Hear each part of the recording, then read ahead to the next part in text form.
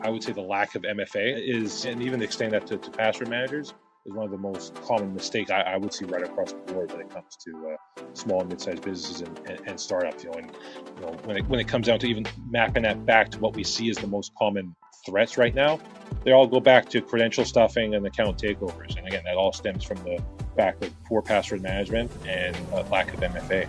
Mobile workforces, cloud applications, and digitalization are changing every aspect of the modern enterprise. And with radical transformation come new business risks. Welcome to Hybrid Identity Protection, the premier podcast for cybersecurity pros charged with defending hybrid identity environments. Presented by Semperis, the pioneers of identity-driven cyber resilience for the hybrid enterprise. And now, here's your host, 15-time Microsoft MVP and Active Directory security expert, Sean Dubey. Hi, everyone, and welcome to the HIP Podcast.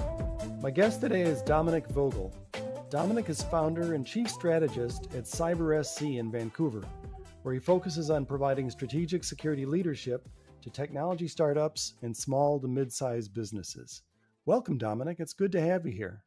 Sean, thank you so much for having me. Really excited to have an awesome convo. Yeah, I'm looking forward to it. We've spent a lot of time on this podcast talking about large enterprise, mid-size enterprise, and a lot of the complications involved in the hybrid aspects of this. But it's appropriate to do a little refocusing and talk about the other end of the spectrum, specifically small to mid-sized businesses all the way down to startups, because clearly security around these organizations is every bit more important than it has ever been. And the threats facing these small and mid-sized businesses are stronger than they've ever been, because basically everybody's being targeted today. And the bad guys naturally go for the easy targets. And it seems to me, and you can probably tell me this better than I can, that SMBs and startups are pretty easy targets. Is that true? They're very much what I refer to as the low-hanging fruit. Historically, I mean, the larger organizations, the enterprises, were the companies that were targeted. But as they've gotten better at cybersecurity, the hyper-connected supply chain that we have, what have you there, the smaller companies became more attractive targets because cyber criminals could just break in there with relative ease, steal the same type of data, monetize that, or break into the smaller organizations and then leverage the connections into a larger organization. So they're very much, the low-hanging fruit now. And for the most part, small and mid-sized organizations have very much underinvested in cybersecurity. As you're describing this, it's occurring to me that an attack vector, that SMBs are attack vectors into larger enterprises, is which you were sort of implying, the old target vendor access attack, and then used to get into the larger organization. Exactly. I think that was very much a watershed moment there, with the HVAC vendor there in the case of target data breach. What we see is, as well with a lot of our small and mid-sized business clients, is that through vendor risk management, a lot of the larger organizations, they are clamping down when it comes to vendor risk management. And they're asking some really in-depth questions and sending out these massive security questionnaires. And, for the most part, they're taking it much more seriously, and making sure that whatever vendors that they deal with, that they're able to at least meet to a certain cybersecurity requirement, and so, we see all sorts of small, mid-sized businesses saying, we don't know how the heck to fill out these questionnaires. We've told them that, we have a security program, but we don't. Well, what do we do? So, I mean, it's almost becoming to the point of it being a competitive differentiator for small and mid-sized businesses, because if you're, small company A and small company B, and you both offer the same type of platform, whichever of the two can prove to big company C that they're able to meet the security requirements, they'll get the green light first. So it's very much becoming part of an overall competitive differentiation piece as well. Yes, and we see that, every day, either in my current situation or in some of the large companies I've worked for, as you're examining SaaS applications and you say, do you support federation? Yes, no. What is your integration? Do you support auto provisioning? Because that increases the security posture and ease of use considerably. And if you don't, then you're put in the second tier right away. So I'm curious, as an expert in providing security recommendations and insight and strategy to the small companies, what's the most common security mistake startups and small businesses make? Good question. To me, I would categorically refer to not doing the basics and not doing them well. So to me, stuff like multi-factor authentication. A lot of small, mid-sized businesses leverage like G Business Suite or Office 365, and they're not leveraging the built-in MFA capabilities. That is one of the most common things that I see, and that is they don't have to pay extra for it. They're already getting it, but they're just not leveraging it. And they talk about how their accounts are getting compromised, the account takeovers, what have you. MFA can do a big thing from a risk reduction point of view by just enabling that and configuring that right across the board. So I would say the lack of MFA is and even extending that to password managers is one of the most common mistakes that I would see right across the board when it comes to small and mid-sized businesses and startups. And when it comes down to even mapping that back to what we see as the most common threats right now, they all go back to credential stuffing and account takeovers. And again, that all stems from the fact of poor password management and lack of MFA. Right. And so are most of the startups and SMBs, assuming that they're relatively new SMBs, are they using cloud services for their back end? In other words, using Google or using Office 365? Yes, yeah, I would say the overwhelming majority of them are using one of those two. It's fine with especially with newer organizations. I would say I think I've come across only one that has, again, from an organization which is under let's say under 2 years old, that's leveraging their own internal email server or some other service which isn't G Business Suite or Office 365. Right. So it is the barrier to entry is lower than it has ever been to turn on an MFA and increase the security. It's just a question of how much you want to pay for what level of subscription and go in and spend a few minutes implementing the controls. Exactly, exactly, and even just getting again the cultural buy-in that again this is being done not to be a pain in the ass. This is being done to be able to make sure that one of the most common risk or threat vectors right now being, like I said, relate to credential stuffing or account takeovers. That is the most effective method to deal with that. Being able to communicate the why MFA is being deployed. I think that's super crucial as well because I've seen that with a lot of clients where they'll say, "Oh, well, Bill, our VP, he's not going to like that. That's going to add an extra step, or our CEO is not going to like that. That's going to slow things down a bit. So I think dealing with those cultural pieces as well as part of the underlying why is an important piece as well. So when you find resistance to this, is it generally resistance to it, or they just don't know what to do and they're afraid that it's old school MFA where someone gets hit on the head every time they try to access a resource? Well, exactly. I think it really comes down to when there's resistance, it comes down to it being mapped back to a prior old experience or bad experience, or it's because you're projecting that fear of the unknown. So I think that's why it's really critical that when you roll out these controls, that you demonstrate them, you show what they're doing, you show what they're capable of, you show the ease of use, you have sufficient training and making sure everyone feels comfortable with it, and that you really elicit the why. That this isn't just being done just for the hell of it. There's a clear business reason and risk reduction reason why that's being done. A lot of different functionalities will often just get rolled out in a vacuum without proper communication. Something like MFA, you need to have a really great training and communication plan around that to make that successful. Yeah. I once heard a long time ago that the reason many technologists are lousy communicators is because they prefer working with things rather than with people, which is why they're in technology and not in sales. Yeah, that's I've seen many cases where that's certainly the case. That's very true. Well, I have to remind myself that it's people, processes, and technology. It's not just technology and then there are people in there somewhere to serve as a load for the technology, right? Absolutely. Yeah. So true. Okay, so that's great. What about, no, and these are not necessarily the same thing. What's the most serious security mistake startups and small businesses you find that they make? I'd say the most serious mistake is not prioritizing cybersecurity.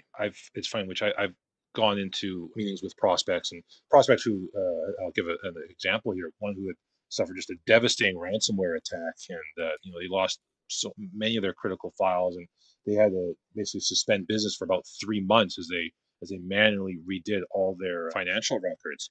And so when we went in there and we talked about, here's what we would do. We're developing a cybersecurity program focused on building foundational elements.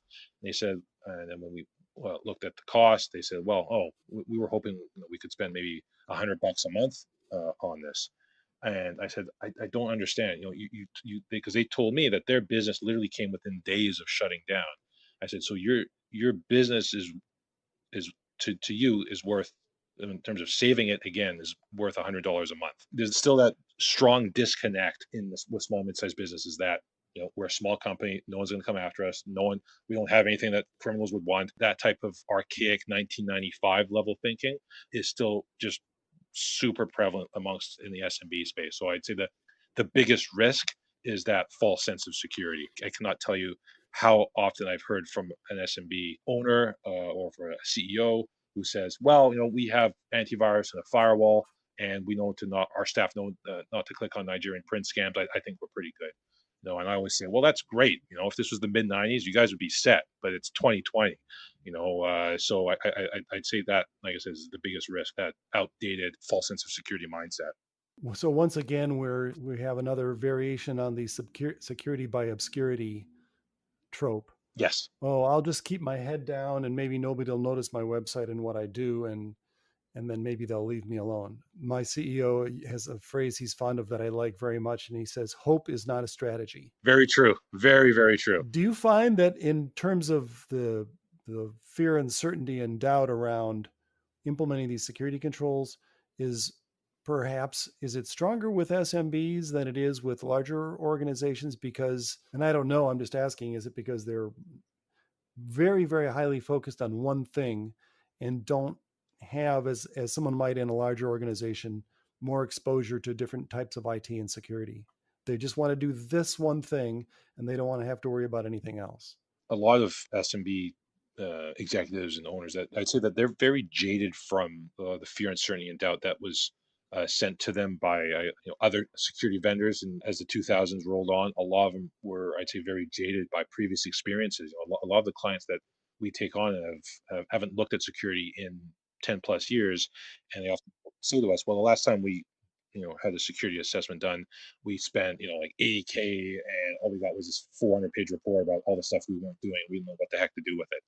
A lot of them have been jaded by very negative experiences with security vendors, and others have told us, "Hey, we this one vendor came in and we spent high six figures to get some state-of-the-art security software, which the salesman said was a silver bullet for solving all our security solutions, and it's just been a pain in the butt ever since." A lot of them have very negative experiences that jades them, and that's is often a huge obstacle for us to be able to overcome to reestablish that trust. Well, certainly the security landscape from the defense end has changed quite a bit, and the tools are, while being more intelligent, they don't require perhaps the same amount of care and feeding that they did 10 years ago. That's very true. And they do have questions, but they don't want to ask one of the big four accounting firms and have to be sent a $10,000 bill to answer that question. So to them, I think we're seeing it become more and more mainstream, cybersecurity and cyber risk. I think they're really looking to be able to find a trusted resource, or at least establish greater trust within the security industry, to help them navigate these very confusing waters. Well, confusing waters is a great way to put it, as we're now to this stampede to remote work, from 0 to 100% remote work, and everybody's scrambling. I've had a chance to, as I say, to chat with some larger enterprises about this. What sort of strategies are you recommending to small and medium businesses? What sort of takeaways would you give them to actions they should be taking to shore up their remote security? Or what, VPN is not the answer to everything, or what sort of recommendations would you give? What do they need to access? Is it, for the most part, if it's just email, there's a lot of businesses that all they need is email. Okay, well, then let's make sure that Office 365 G Business Suite is finely tuned for that. If there's internal resources, is it the same for everyone? Is it just a certain set of applications? Okay, maybe a VPN would be overkill. Maybe we can set up a bit of a virtual desktop infrastructure of sorts, or a remote desktop service to be able to just access a secured environment. What's not good, and what I've seen a lot of SMBs do, is basically use Go to My PC, or just leverage the Chrome browser to be able to tell everyone to set that up so they can connect to their laptop from home. A lot of that stuff, that way there's no centralized management, there's no logging, there's no visibility into that. Yes, that may be a good temporary solution, but isn't good from a long-term solution. I think the starting point before we even talk about technology is mapping out those use cases. Who's going to need the access? What are they going to need to what are they going to need to access, and for what periods are they going to need to access it? I think there's a lot of questions that need to be answered first. You make me think about duct tape and baling wire approach to remote access. Oh, can I do log me in on my PC that's still sitting on my desk? VDI as a solution, or some of these. The concern is, and I have seen quite a rise in the increase of RDP attacks, as everybody is trying to work remotely. Yes, and that's the thing in which, as these new infrastructures become maybe more common, we're going to see more attacks happening or facing them, and that's to be expected. I think what's super important, though, is that when these things get rolled out, that they get done so in a way in which they're not just focusing on functionality, but they're making sure that it's following best practices, it's being configured according to known document best practices, making sure that it is as secure as possible.